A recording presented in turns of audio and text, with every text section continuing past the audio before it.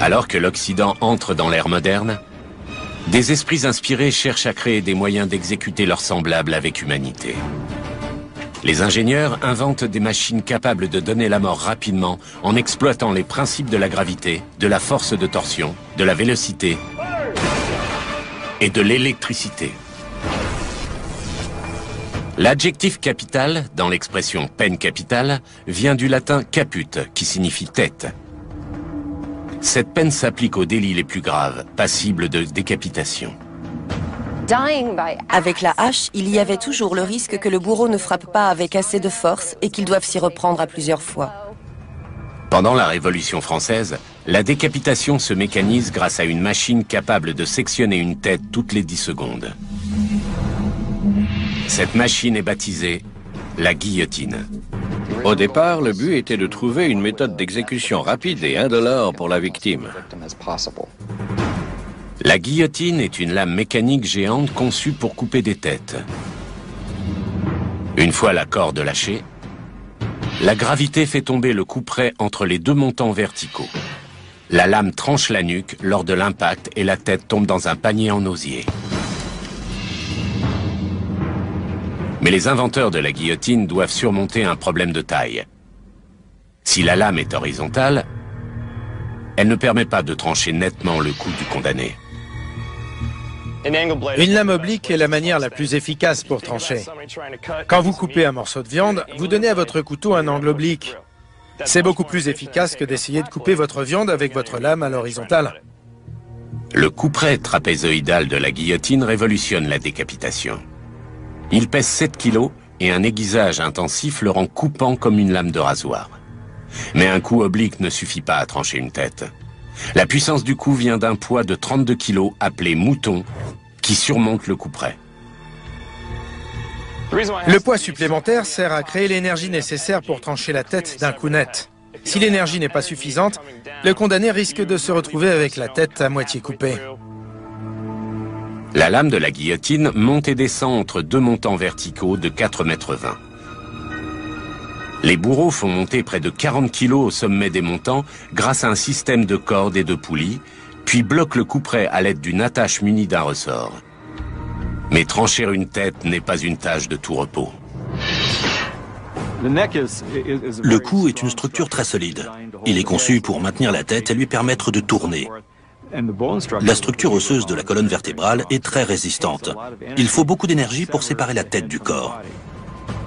C'est pour cette raison que la décapitation traditionnelle est le plus souvent imprécise.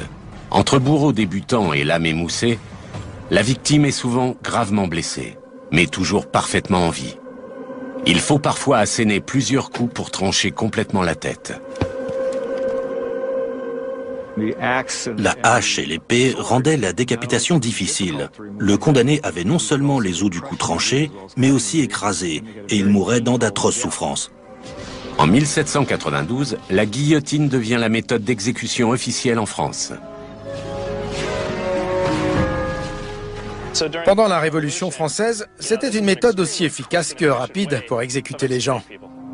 Cette machine était un symbole d'efficacité. Vous installiez une personne dessous, la lame tombait, et 1 minute après, c'était au tour du condamné suivant. Ça ressemblait à du travail à la chaîne. Les victimes passaient les unes après les autres. Pendant la Révolution française, toute personne soupçonnée de sympathie envers l'aristocratie est invitée à faire connaissance avec la guillotine. En une seule année, la guillotine fait tomber entre 15 000 et 40 000 têtes, d'où le nom de cette période de l'histoire, la terreur. Il ne faut que 2 centièmes de seconde à la guillotine pour décapiter ses victimes. La mort est quasi instantanée. Malgré toute l'épaisseur osseuse et cellulaire dans laquelle elle doit trancher, la victime ne se rend même pas compte de ce qui lui arrive. On a calculé que la lame franchit les 2,40 m à 25 km/h. Ça ne semble pas très rapide, mais tout se passe en 7/10 de seconde.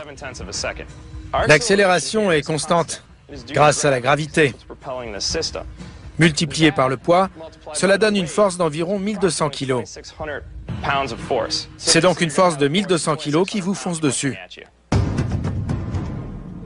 Pour comprendre comment la guillotine exploite la gravité et concentre sa puissance sur un point unique, nous allons utiliser une reproduction grandeur nature. C'est un mélange de deux différents modèles que nous avons étudiés. Nous avons modernisé le mécanisme de déclenchement grâce à un piston pneumatique. Il y a un nœud sur la corde, le piston recule. Il détache le nœud et la lame descend. Nous nous préoccupons beaucoup des questions de sécurité, parce que c'est une machine mortelle. Si vous y mettez votre main, elle sera tranchée nette.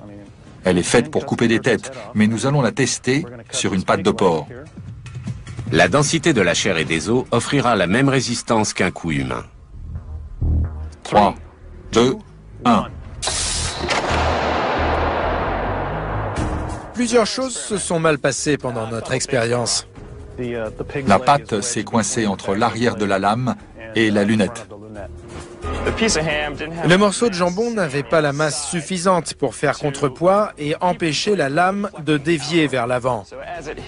Ça lui a donc fait perdre beaucoup d'énergie. La guillotine a mis la patte de porc en miettes. Un autre matériau va donc être utilisé pour le test. On a remplacé le jambon par une miche de pain dans laquelle on a placé une cheville de bois de 2 cm d'épaisseur pour simuler la colonne vertébrale. 3, 2, 1.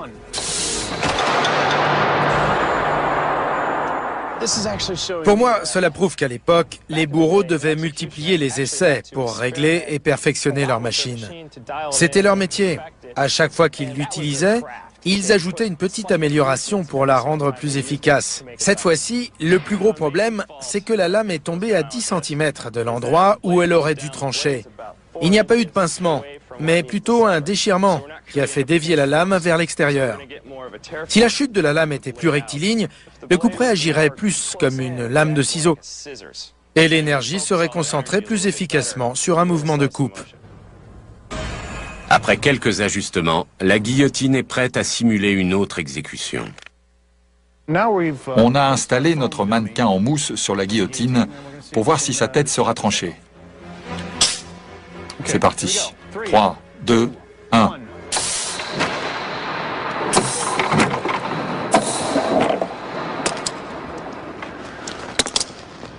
Comme vous pouvez le voir, ce n'est pas très net. La mousse absorbe les impacts. La surface d'absorption était immense et il était donc très difficile de couper. Le mannequin a absorbé une grande partie de l'énergie et on s'est retrouvé avec un mouvement de déchirement. Le cou est presque détaché, mais la lame l'a mis en pièces. Les ingénieurs pensent que tous les échecs avaient la même cause. L'absence de contrepoids, rôle joué par le corps de la victime, indispensable pour que la lame tranche net dans le cou.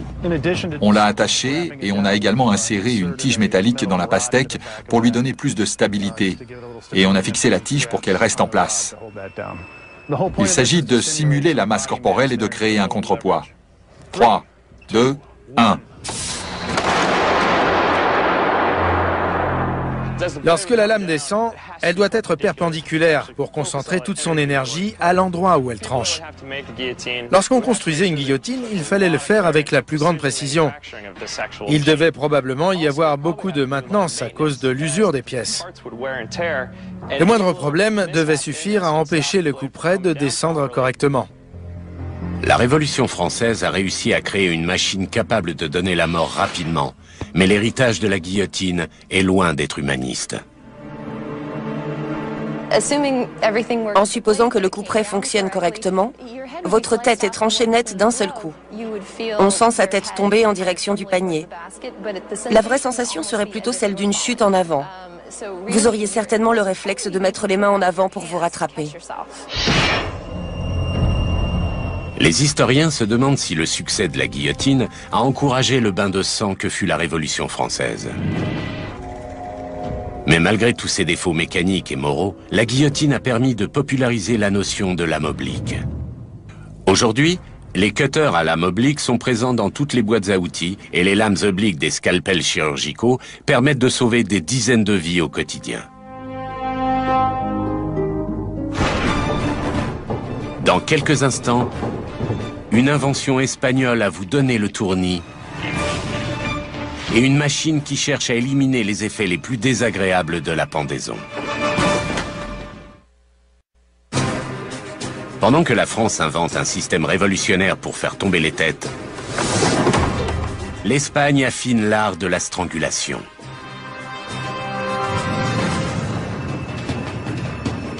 En faisant appel à la technologie parfaitement éprouvée du tour de vis, les Espagnols créent une technique incroyablement douloureuse pour le cou.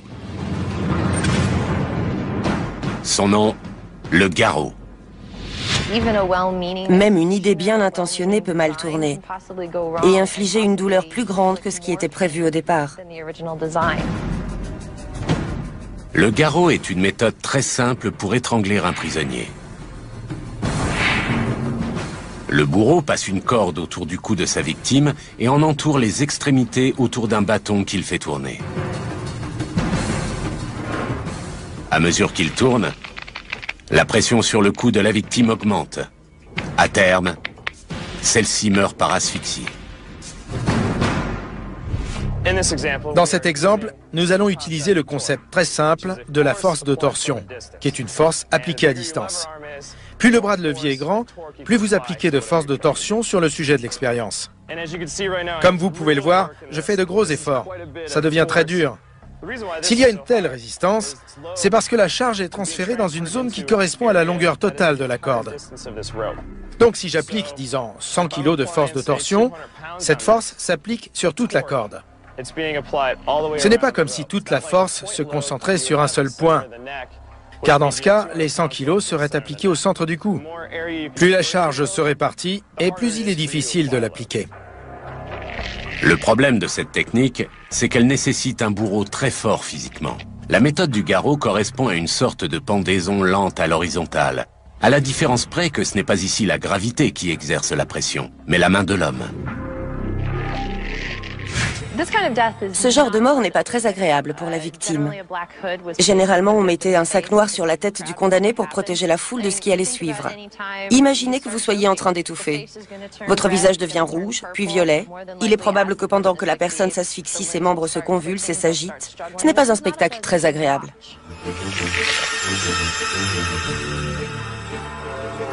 Curieusement, durant l'Inquisition, la mort par garrot est jugée miséricordieuse. Même si vous vous étiez converti au catholicisme, vous n'échappiez pas à la condamnation à mort. Mais pour vous récompenser, on vous offrait une mort jugée plus rapide et plus facile que les flammes du bûcher. Après la mort par garrot du nouveau converti, les inquisiteurs brûlaient son cadavre. C'était une technique éprouvée et efficace, mais cela tenait surtout à la force physique du bourreau, et ce n'était pas vraiment une mort très charitable.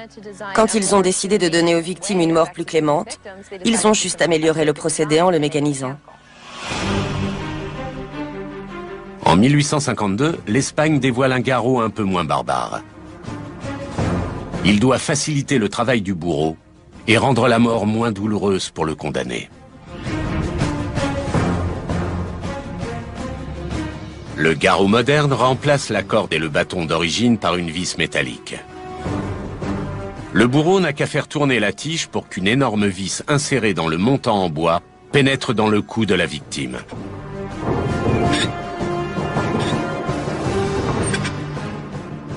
La pointe acérée doit séparer les deux dernières vertèbres et trancher la moelle épinière. La mort est censée être instantanée et indolore. Le bourreau n'avait qu'à faire tourner cette tige pour générer une force de torsion qui applique de la pression sur l'arrière du crâne afin de séparer la moelle épinière de la tête. L'énergie du corps humain est transférée dans un système mécanique qui s'avère beaucoup plus efficace que la corde d'origine. Selon un principe de base de physique, plus le levier est petit, plus la torsion est difficile, car elle demande plus de puissance. Ici, c'est on ne peut plus facile. Plus la pression est appliquée près des extrémités, et plus c'est simple. Si on se rapproche du centre, ce n'est pas beaucoup plus dur, mais on sent qu'il faut davantage de force. En théorie, la vis sépare les vertèbres et tranche net la colonne vertébrale, ce qui paralyse le condamné et le rend insensible à la douleur. Mais les exécutions par garrot ne se déroulent pas toujours comme prévu. Certains témoignages parlent de vis ressortant par la bouche ou traversant entièrement le cou, la victime étant toujours en vie.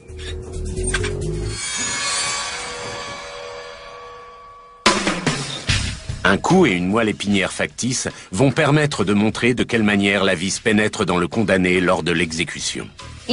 Même si le dispositif est très serré, la victime peut encore bouger un peu. L'erreur est toujours possible. Ça rentre, il n'y a pas encore de résistance. C'est encore facile, la vis est en train de percer la peau du cou. La victime est poussée tout contre le collier en acier. Il n'y a aucune résistance tant qu'on n'attaque pas la colonne vertébrale. Le problème de cet appareil, c'est que la contraction des muscles risque de faire dévier la vis. Elle peut alors pénétrer dans une racine nerveuse douloureuse ou dans le tissu musculaire et les ligaments, très douloureux aussi. Tout ce qu'on réussit alors à faire, c'est faire souffrir atrocement la victime sans la tuer. Si cela se trouve, la vis devait continuer à percer jusqu'à l'autre bout sans même paralyser la personne. C'était une bonne idée en théorie, mais pas vraiment applicable. En pratique, elle ne fonctionnait pas vraiment comme prévu. Ils ont voulu se servir de la technologie pour rendre cette technique de mise à mort plus humaine. Mais ça a été un échec complet. Il y a une trop grande marge d'erreur. C'est pour cette raison qu'elle n'est plus utilisée pour la peine capitale. Ce procédé était cauchemardesque pour le condamné, mais techniquement très ingénieux. La technologie sur laquelle il se fondait a révolutionné les temps modernes. De nos jours, les mécanismes à vis utilisant la force de levier génèrent la puissance nécessaire pour ouvrir un coffre-fort ou fermer les écoutilles des sous-marins. À mesure que la société se modernise, les ingénieurs inventent des méthodes d'exécution de plus en plus humaines. Ils ne tardent pas à mécaniser l'une des plus vieilles formes de mise à mort. Ce procédé a commencé avec une simple corde terminée par un nœud coulant. En le mécanisant, les ingénieurs obtiennent un contrôle plus précis du déroulement de l'exécution. Ils baptisent cette technique la pendaison avec chute. Le gibet utilisé pour ce genre de pendaison tire parti de la gravité qui fournit la force nécessaire pour rompre le cou du condamné. L'idée était que la chute fournirait juste la force suffisante pour que le cou se rompe. Ce genre de mort peut paraître désagréable, mais dans le cas d'un voleur de chevaux, d'un braqueur de banque ou d'un meurtrier, c'est l'une des manières les moins douloureuses de disparaître. Lorsque la nuque se rompt, la pression sanguine chute et on perd connaissance. La mort cérébrale se produit quelques minutes plus tard, mais on ne sent déjà plus rien. La transmission nerveuse est interrompue entre le cerveau et le reste du corps, notamment le cœur et les poumons. C'est comme lorsqu'on éteint un ordinateur. On déconnecte le cerveau et une fois que c'est fait, la victime est morte. Cette méthode n'autorise plus une pendaison unique pour tous les condamnés. La technique demande des longueurs de corde différentes selon la taille des personnes. La longueur de la chute est calculée à partir du poids du condamné, ce qui permet d'éviter des atrocités comme la décapitation ou l'étouffement lent. Si la victime est très lourde, la chute ne sera pas très longue, sinon la corde risque de lui trancher la tête. Si par contre la personne est très légère et que la chute n'est pas assez longue, elle va se convulser au bout de la corde et suffoquer jusqu'à la mort à cause du nœud qui lui enserre le cou. Dans ce cas, la mort peut prendre très longtemps et être très douloureuse. Le tableau de calcul de distance indique la longueur précise de corde nécessaire pour rompre le cou des condamnés, quel que soit leur poids. En 1913, les bourreaux s'accordent à dire que l'énergie optimale pour briser un cou est de 1355 Nm. Le condamné était pesé avant l'exécution, ce qui leur permettait de déterminer la longueur de la corde pour la chute. Autre amélioration apportée par cette méthode, la position du nœud sur le cou. Si l'on place le nœud sous l'oreille gauche, la corde tire la tête en arrière à la fin de la chute. Cela génère une force suffisante pour casser les vertèbres. Ils se sont rendus compte que s'ils plaçaient le nœud correctement sur le côté gauche du cou, la nuque se cassait avec une fracture rapide. Le côté gauche est le plus efficace pour causer une mort instantanée par fracture. Mais les premiers concepteurs ont-ils fait les bons calculs? Le meilleur moyen de le savoir est de fabriquer notre propre modèle de potence. Lorsque le condamné monte les marches, l'ironie du sort fait que les efforts qu'il produit pour arriver jusqu'à cette plateforme génèrent de l'énergie potentielle. Lorsqu'on lui passe la corde au cou et que la trappe s'ouvre, cela devient de l'énergie cinétique. En montant les marches, le condamné crée l'énergie qui va le tuer quelques secondes plus tard. Cette reproduction comprend un système mécanique simple pour ouvrir la trappe et envoyer la victime à la mort. À l'époque, ils enfonçaient une tige dans le bois à laquelle ils attachaient une corde reliée à un sac de sable. En tombant, le sac mettait en action des poulies qui libéraient la tige connectée à la trappe. L'effet était rapide, la trappe s'ouvrait très vite, ce qui faisait que l'énergie potentielle se transformait en énergie cinétique bien plus vite, de sorte que la victime ne perdait pas d'énergie pendant sa chute.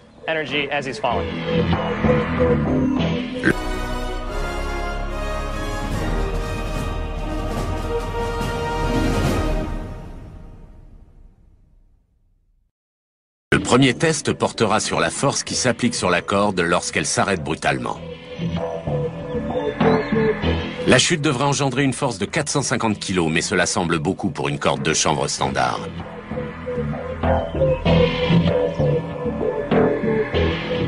Un dynamomètre est attaché au-dessus du nœud.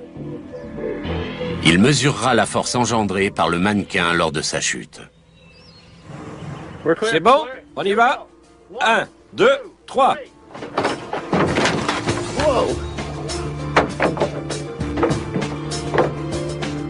La corde lâche d'un coup sec lorsque le mannequin arrive au bout de sa chute. Le dynamomètre indique 290 kg, ce qui signifie que son cou a subi un choc de 290 kg en bout de chute.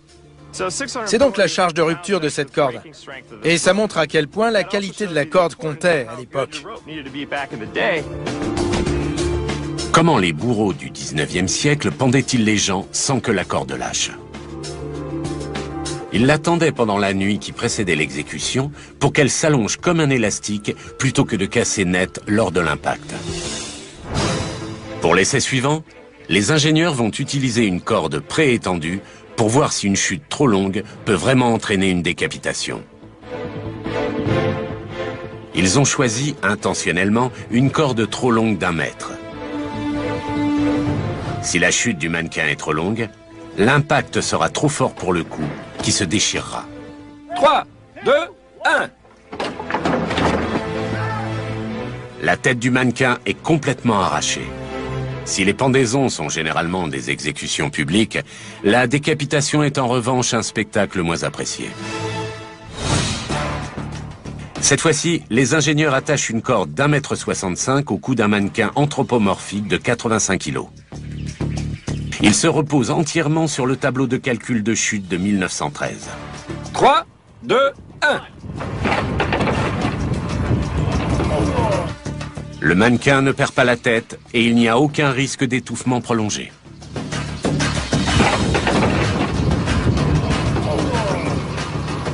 Le déroulement de ces exécutions factices prend plusieurs minutes. Mais au milieu du XXe siècle, il ne se passait que 15 à 20 secondes entre le moment où le condamné sortait de sa cellule et celui où il tombait par la trappe. La froide efficacité de la pendaison atteint son paroxysme aux États-Unis, où près de 13 000 hommes et de 500 femmes ont trouvé la mort de cette manière. Aujourd'hui, les principes de la longue chute permettent de sauver des vies et non plus de donner la mort. Les données de tableaux très similaires à ceux rédigés pour la pendaison sont utilisées en alpinisme. Les ingénieurs ont ainsi conçu des cordes dynamiques qui s'étendent pour absorber la force mortelle de la chute lorsqu'un grimpeur tombe. À suivre, une méthode moderne d'exécution qui vise un organe vital avec des résultats dévastateurs et l'icône de la peine capitale du XXe siècle, une méthode choc. De toutes les méthodes modernes de mise à mort, il en est une qui échoue le plus souvent à cause d'une erreur humaine. Cette forme de peine capitale implique une technologie très courante, le fusil, manié par un homme pour exécuter le condamné rapidement et proprement. Peloton, prêt? C'est ce qu'on appelle En joue, un peloton d'exécution. feu! C'est un exemple d'outil technologique moderne qui doit être utilisé par une personne pour donner la mort. L'homme et la machine ne font plus qu'un dans ce genre d'exécution. Le but du peloton d'exécution est d'exécuter les criminels avec la plus grande efficacité possible. Il est composé de 3 à 5 tireurs qui se tiennent à 6 mètres du condamné. Lorsque le chef de peloton donne l'ordre de tir, il y a de grandes chances que l'une des balles arrête instantanément le cœur. Le peloton d'exécution utilise une technologie très répandue, le fusil, pour faire passer rapidement les criminels de vie à trépas. En théorie, cela fonctionne. L'armée utilise les pelotons d'exécution pour punir la désertion et la mutinerie depuis l'invention du fusil en 1498. En particulier dans l'armée où les fusils étaient largement disponibles, on trouvait des tireurs d'élite et des munitions à foison. C'était le moyen le plus simple d'exécuter quelqu'un. Dans la première moitié du XXe siècle, les pelotons d'exécution civils américains utilisent le fusil Springfield de calibre 30. C'est le fusil militaire de précision le plus populaire. L'armée américaine en équipera ses hommes pour les 2 guerres mondiales, ainsi que pour les conflits coréens et vietnamiens. Le Springfield est un fusil à longue portée extrêmement puissant. Le fusil est préféré au pistolet parce qu'il est plus précis et qu'il a un canon plus long. Feu! Il tremble moins et il offre une portée plus longue. Le canon plus long du fusil lui donne un avantage de précision face à une arme de poing. La moindre oscillation dans la ligne de visée d'un revolver envoie la balle très loin de la cible. Pour le condamné, ça devait être très traumatisant du point de vue psychologique, même avant d'être touché par les balles. La victime est attachée sur une chaise et avant qu'on lui bande les yeux, elle a certainement le temps de voir les personnes qui vont causer sa mort.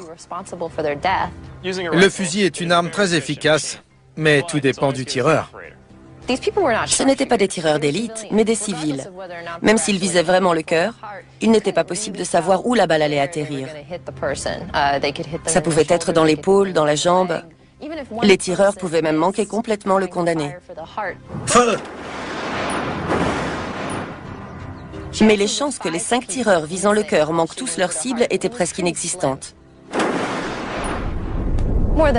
Il est plus que probable que la victime mourrait rapidement d'hémorragie ou d'un coup direct à la tête ou au cœur. Viser efficacement avec un fusil demande une concentration totale de la part du tireur. Mais la répugnance à tuer l'un de ses semblables peut jouer sur la précision du tir. Les êtres humains sont généralement sensibles à l'autorité. Dans les cas d'une exécution, c'est un levier psychologique très important. Si vous parvenez à convaincre une personne qu'elle ne porte plus la responsabilité de ses actes, il y a beaucoup plus de chances qu'elle fasse ce que vous lui demandez. Pour minimiser les risques d'erreur humaine, le système pénal a mis au point une ruse psychologique. Il existe beaucoup de moyens de faciliter la tâche aux membres du peloton d'exécution. On peut vous dire que l'un des fusils est chargé à blanc. On peut mettre un sac sur la tête du condamné pour le déshumaniser, ce qui vous permet de ne pas voir son visage. On lui met une grosse cible sur la poitrine pour vous aider à vous concentrer uniquement là-dessus, ce qui permet de ne plus voir la victime comme un être humain. Il existait de nombreuses méthodes pour vous déculpabiliser à l'idée de prendre la vie d'une autre personne. Feu! Si malgré toutes ces précautions, le peloton civil n'a pas réussi à tuer le condamné, le chef de peloton doit alors lui tirer une balle dans la tempe. Dans cette dernière salve, il y a 3 bons tirs, dont un qui semble mortel. Mais si jamais les balles n'avaient pas tué la personne sur le coup, l'officier qui dirigeait l'exécution devait sortir son revolver, le charger et abattre le condamné d'une balle dans la tête pour lui donner le coup de grâce.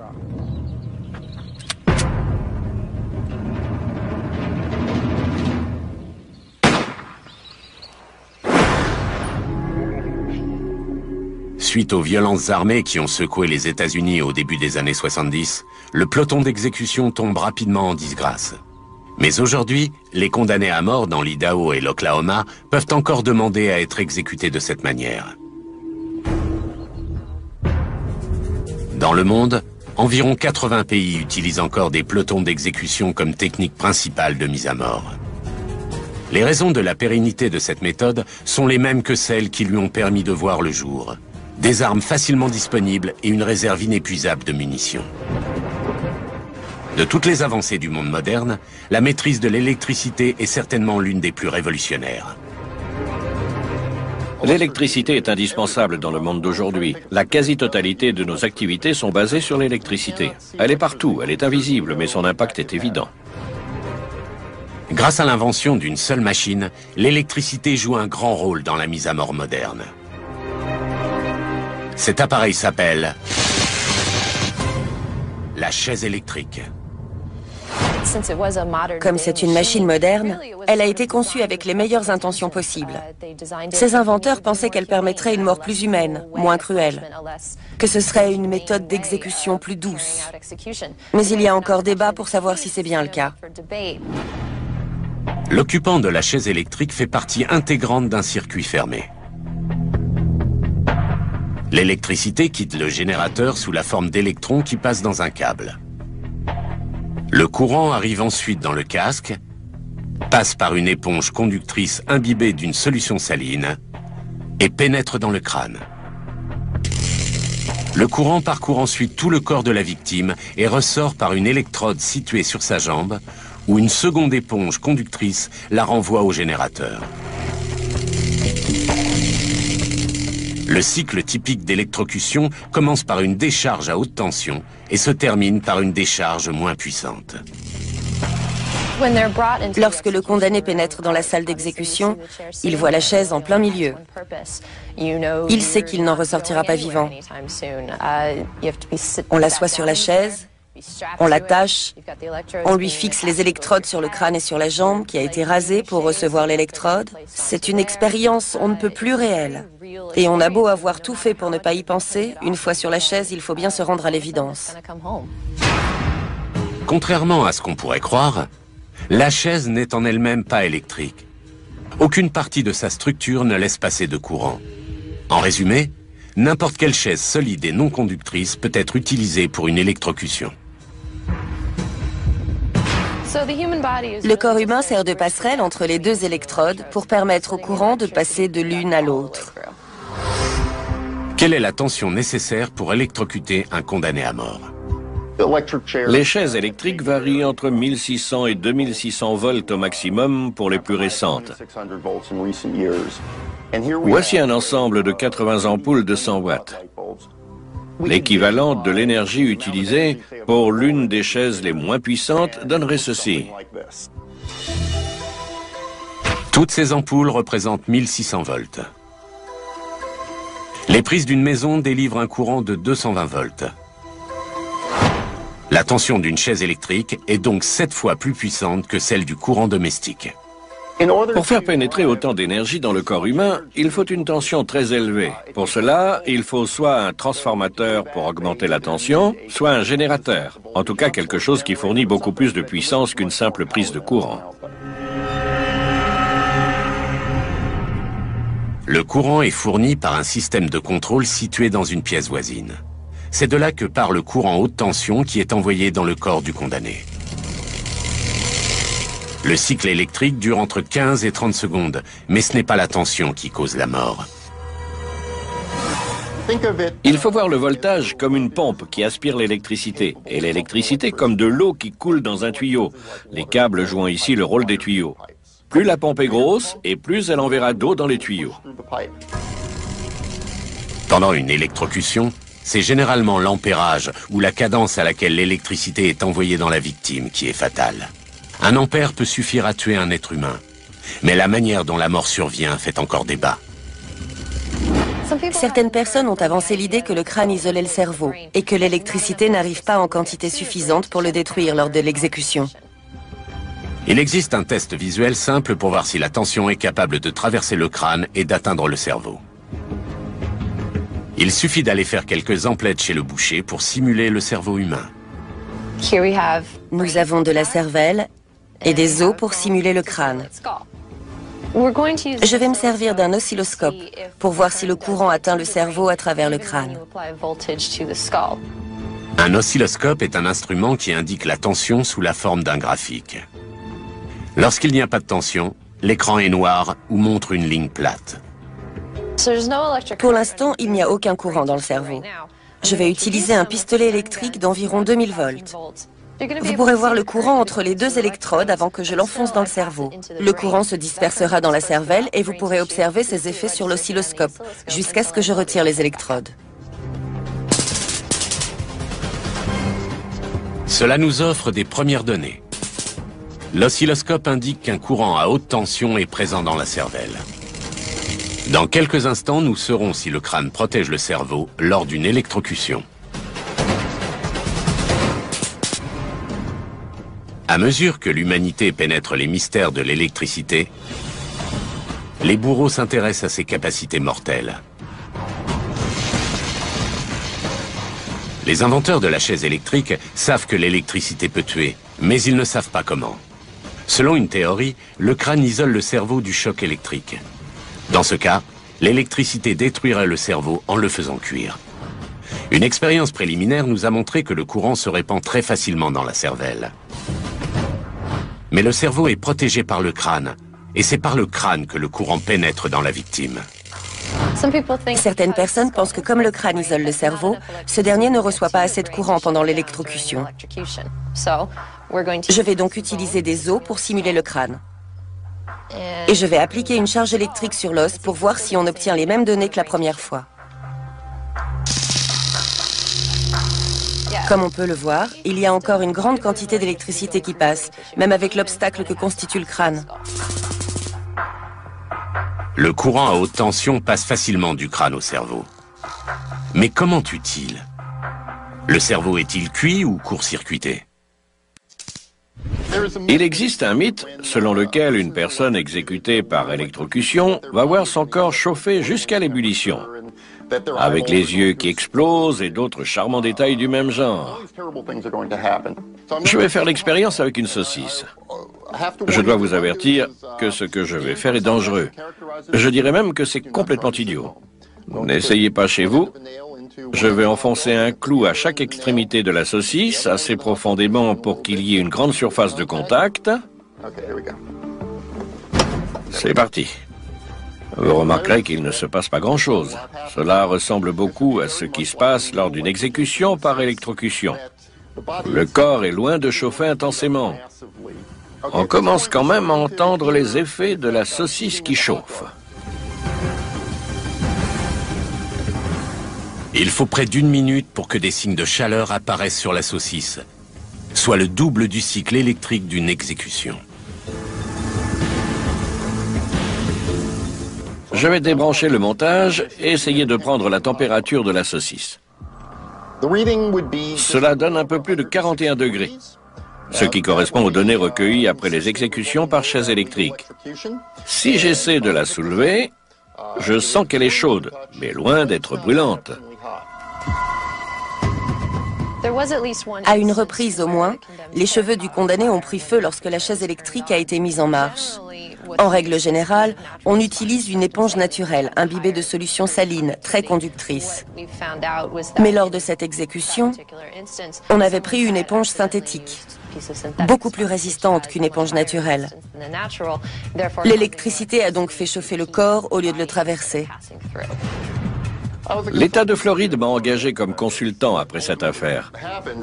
Rapidement, il y a eu un gros bruit d'explosion, un arc électrique, l'odeur des cheveux et de la chair qui brûlait. C'est horrible à entendre, et ça a certainement dû être insoutenable pour les personnes présentes dans la pièce. Mais à ce moment-là, la victime avait déjà perdu connaissance depuis longtemps. Comme le problème venait du manque de conductivité de l'éponge synthétique, on peut en conclure que la mort n'a pas été causée par la surchauffe de tout le corps. C'est juste à cause de cet endroit où la conductivité était moins bonne que les cheveux du condamné ont pris feu. Une montée rapide de la température du corps ne suffit pas à tuer un adulte en bonne santé. Dans ce cas, comment meurt une personne condamnée à la chaise électrique? Chaque cellule électrique de votre corps va se dépolariser, ce qui favorise la combustion. Supposons que votre cerveau contient un neurone pour inspirer et un autre pour expirer. Si vous essayez de stimuler les deux en même temps, votre corps n'arrivera pas à inspirer et à expirer en même temps. C'est la même chose pour le cœur ou tous les autres organes du corps humain. Quand on met tous ces neurones en marche en même temps, ça crée une surcharge du système. Donc la chaise électrique tue en court-circuitant le corps humain. Le cerveau se coupe, puis le cœur finit par s'arrêter. Lors d'une exécution, la décharge envoie 2 cycles électriques. La tension élevée du premier déconnecte le cerveau et le système nerveux.